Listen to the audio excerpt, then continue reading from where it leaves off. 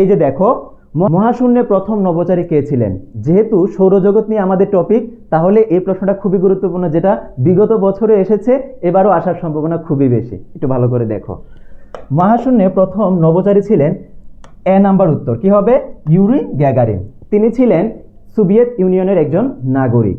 তিনি প্রথম কত সালে নভোচারী মানে মহাশূন্যে গিয়েছিলেন? এটাও খুবই গুরুত্বপূর্ণ তথ্য, জেনে রাখো। 1961 সালে।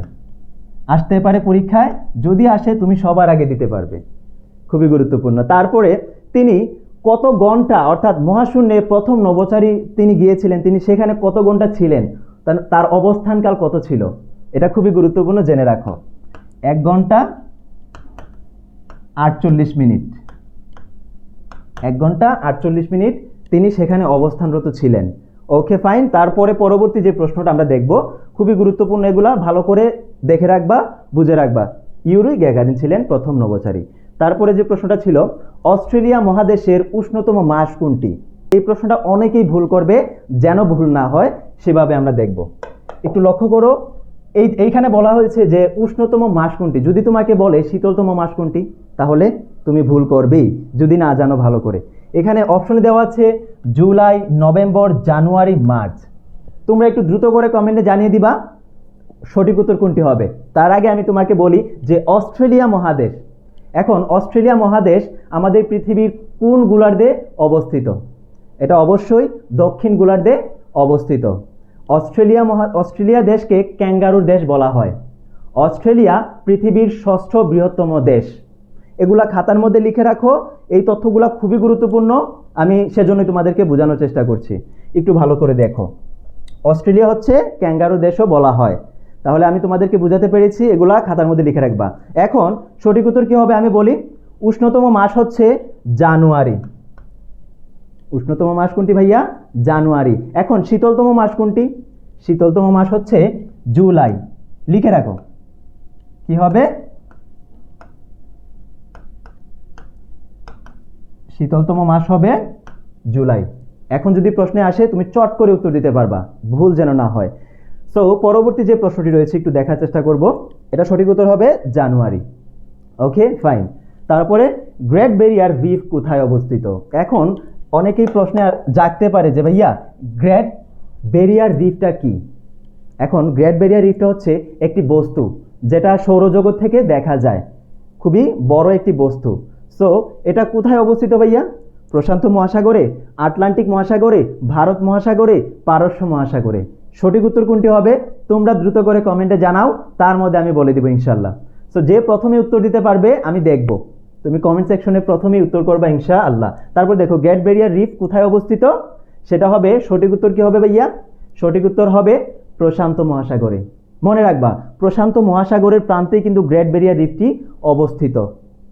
আশা করি বুঝতে পেরেছ। তারপরে দেখো যে বিষয়টা আছে একটু ভালো করে লক্ষ্য করি। গ্রেট ব্যারিয়ার রিফটা কিন্তু বস্তু, কিটা অর্গানিজমের মাধ্যমে কিন্তু সেটা, অসংখ্য ক্ষুদ্র ক্ষুদ্র অর্গানিজমের মাধ্যমে কিন্তু সেটা গঠিত। আশা করি বুঝাতে পেরেছি যে বস্তুটার কথা বলেছি, গ্রেট ব্যারিয়ার রিফ। সো এখন চতুর্থ যে প্রশ্নটি রয়েছে, সামগ্রিকভাবে দক্ষিণ প্রশান্ত মহাসাগরের সব দ্বীপপুঞ্জকে বা দ্বীপপুঞ্জ যে নামে পরিচিত সেটা কি? সেটা অবশ্যই আমি এখানে দেখতে পাচ্ছি। সঠিক উত্তর কোনটি? এখানে দেখো অপশনগুলো কি বলা আছে যে ভাইয়া, অপশনগুলো কি? ইউরেশিয়া নাকি পলিনেশিয়া, মাইক্রোনেশিয়া, ওশেনিয়া। সঠিক উত্তর কোনটি হতে পারে আমি দেখাচ্ছি। সো তার মধ্যে তোমরা সবাই প্রত্যেকটা প্রশ্ন কমেন্টে উত্তর করে জানিয়ে দিবা। সো দেখো এটা সঠিক উত্তর হবে ডি। ডিতে কি আছে ভাইয়া? ওশেনিয়া। এখন ওশেনিয়া মহাদেশ কেন বলা হয়েছে? আমরা জানি ওশেনিয়া হচ্ছে ক্ষুদ্রতম, অর্থাৎ অনেকগুলো ক্ষুদ্রতম দেশ নিয়ে কিন্তু ওশেনিয়া দেশ গঠিত, ওশেনিয়া মহাদেশ গঠিত। এখন ওশেনিয়ার মধ্যে কিন্তু অস্ট্রেলিয়াও রয়েছে। সো এটা মনে রাখতে হবে। নিচের কোনটি ওশেনিয়া মহাদেশের অন্তর্ভুক্ত? অপশনে থাকতে পারে অস্ট্রেলিয়া, বাকি তিনটি অন্য জায়গা থেকে অন্য দেশ দিয়ে দিবে। সো এটা ভুল করা যাবে না, সেটাও জেনে রাখতে হবে। তাহলে এটা আশা করি সবাই বুঝতে পেরেছো, এটা হবে ওশেনিয়া। তার পরবর্তী যে প্রশ্নটি আছে একটু দেখব। কসমিক ইয়ার, কসমিক ইয়ার কি? মানে এই জিনিসটা এখানে অপশনে দেওয়া আছে, অপশনগুলো কি কি আমরা পড়বো। যে মহাশূন্য থেকে আগত রশ্মির সময়কাল ছায়াপথের নিজ অক্ষে বিবর্তনকাল, নাকি ছায়াপথের নিজ অক্ষে আবর্তনকাল, নাকি কোনোটিই নয়? চারটি অপশন দেখতে পাচ্ছ। এখানে সঠিক উত্তর কি হবে ভাইয়াকে একটু দ্রুত করে জানিয়ে দিবা। সূর্য, আমি কি বলছি একটু ভালো করে খেয়াল করো, যে আমরা অনেকেই জানি না যে কসমিক ইয়ারটা কি। ইয়ার মানে বছর, এখন কি কসমিক বছর কি? সূর্য গ্যালাক্সিকে কেন্দ্র করে মানে একীভূত করে ঘুরতে যে সময়, মানে সম্পূর্ণটা ঘুরতে যে সময় লাগে, সেই সময়টাকে কি বলে? কসমিক ইয়ার। আশা করি বুঝাতে পেরেছি। তাহলে অপশনগুলো দেখে একটু দেখো তো কোনটার সাথে তোমরা পরিচিত, একটু দেখো। এটা হবে এক্স্যাক্টলি সি হবে, ছায়াপথের নিজ অক্ষে আবর্তনকাল, আবর্তনকাল আবর্তন করে। আমি কি বুঝাতে পেরেছি? তাহলে সঠিক উত্তর হবে সি। সো এটা যেন ভুল না করি, পরবর্তী প্রশ্নে যদি আমাদের ঢাকা বিশ্ববিদ্যালয়ে ভর্তি পরীক্ষা চলে আসে বা বিশ্ববিদ্যালয়ে ভর্তি যে কোনো বিশ্ববিদ্যালয়ে ভর্তি পরীক্ষা চলে আসলে চট করে উত্তর দিব ইনশাআল্লাহ। সো পরবর্তী যে প্রশ্নটি আছে একটু দেখো, সঠিক উত্তর হবে সি। আমরা বুঝতে পেরেছি।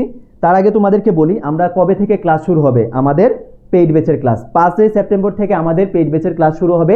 যারা এখনো পর্যন্ত আমাদের ডিউ স্বপ্নবাজ ঢাকা বিশ্ববিদ্যালয় ভর্তি পরীক্ষার জন্য যে স্বপ্ন দেখি ডিউ স্বপ্নবাজ ব্যাচে কারা কারা যুক্ত হয়নি, তোমরা একটু ভালো করে লক্ষ্য করো যে সি ইউনিটে, বি ইউনিটে কি কি আছে দেখো। বি ইউনিট মানবিক বিভাগে যারা যারা আমরা পড়াশোনা বা ভর্তি পরীক্ষা দিব, একটু লক্ষ্য করো যে 3টি সাবজেক্টের উপর সর্বোচ্চ পরিমাণ ক্লাস পাচ্ছি কতগুলো ভাইয়া? 150টি। সলভ ক্লাস রয়েছে 11টি, মডেল টেস্ট আমরা দিতে পারছি 25টি। আর কি কি আছে একটু লক্ষ্য করি।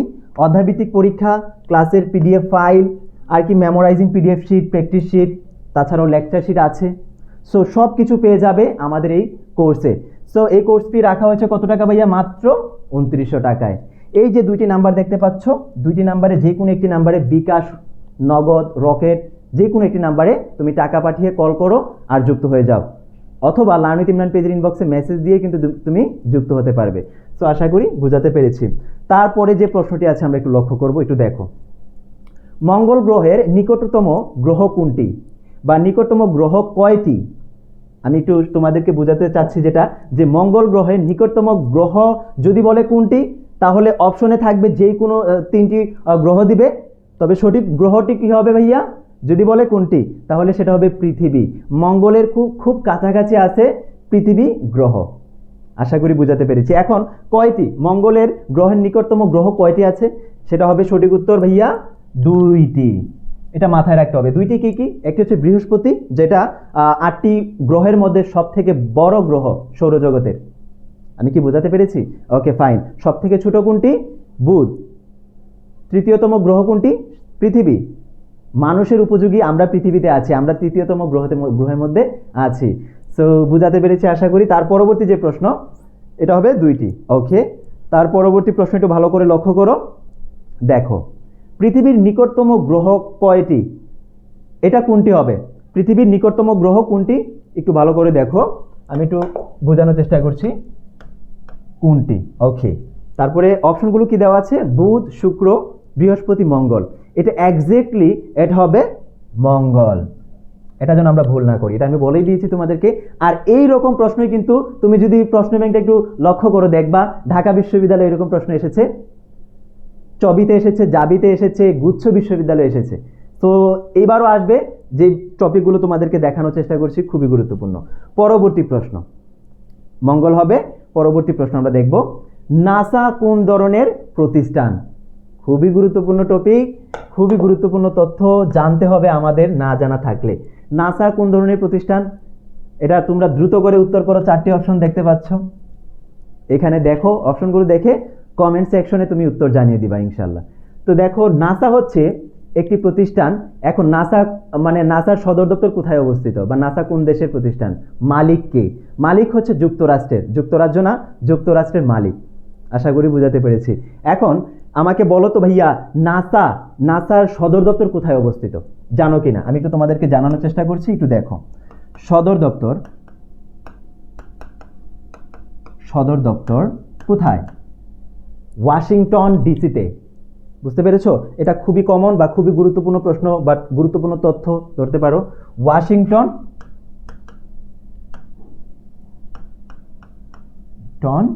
ডিসি, ওয়াশিংটন ডিসিতে এর সদর দপ্তর অবস্থিত।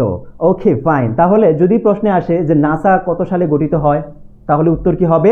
নাসা 1958 সালে, কত সালে? 1958 সালে কত তারিখে, যদি তারিখ বলে তাহলে কি হবে? 28-এ কি হবে ভাইয়া? 28-এ জুলাই, 28-এ আর জুলাই, এই জুলাই মাসেই কিন্তু অস্ট্রেলিয়া, জুলাই মাসটাতেই কিন্তু অস্ট্রেলিয়া শীতলতম থাকে। তাহলে কি হবে? অস্ট্রেলিয়া শীতলতম মাস কোনটি? জুলাই। তারপরে যদি বলে উষ্ণতম মাস কোনটি? জানুয়ারি। মনে রাখতে হবে, আর প্র্যাকটিস যত বেশি করবা তত বেশি মনে থাকবে। সাধারণ জ্ঞান এজন্যই বলি বারবার পড়তে হবে, বারবার প্র্যাকটিস করতে হবে, রিভিশনের মাধ্যমে যেতে হবে, তাহলেই তোমার মনে থাকবে, তাহলে তুমি সব থেকে বেশি ভালো করবে। সো যেখানে আমাদের 30 মার্ক থাকে সাধারণ জ্ঞান, এই 30 মার্কের সর্বোচ্চ মার্ক তুমি পাবে যদি তুমি বারবার প্র্যাকটিস করো, রিভিশন করো, মনে থাকবে ইনশাল্লাহ। তাহলে দেখো এটা সঠিক উত্তর কি হবে, তোমরা কি জানিয়েছো? আচ্ছা ঠিক আছে, আমি দেখব। তারপর এটা কি হবে? মহাকাশ গবেষণা। এটা অবশ্যই নাসা হবে, মহাকাশ নিয়ে গবেষণা করে। সো এটা আশা করি সবাই পারো, যারা পারি না তারা একটু ভালো করে দেখে রাখবো। সো পরবর্তী যে প্রশ্নটি আছে একটু দেখি, নিচের কোন দেশটি দক্ষিণ গোলার্ধে অবস্থিত?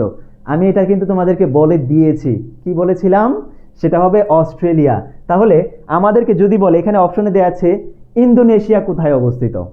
এখন যদি আমাকে দিল ইন্দোনেশিয়া, অস্ট্রেলিয়া দিল না, যদি বলে যে নিচে ইন্দোনেশিয়া কোন গোলার্ধে অবস্থিত, তাহলে এই তথ্যগুলো জানতে হবে না? অবশ্যই জানতে হবে।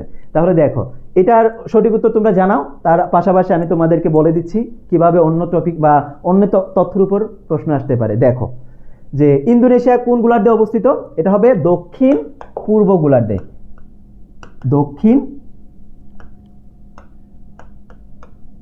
পূর্ব গোলার্ধে। তার মানে এটা কোন গোলার্ধে, মানে এই গোলার্ধে মানে কোন দিকে আছে, কোন দেশ?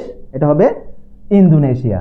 এখন যদি বলে ইরাক কোন দিক থেকে আছে ভাইয়া, ইরাক কোন দিকে আছে, পৃথিবীর কোন গোলার্ধে আছে, তাহলে এটা দেখো এটা হবে মানে ইরাক হচ্ছে একটি মধ্যপ্রাচ্যের দেশ।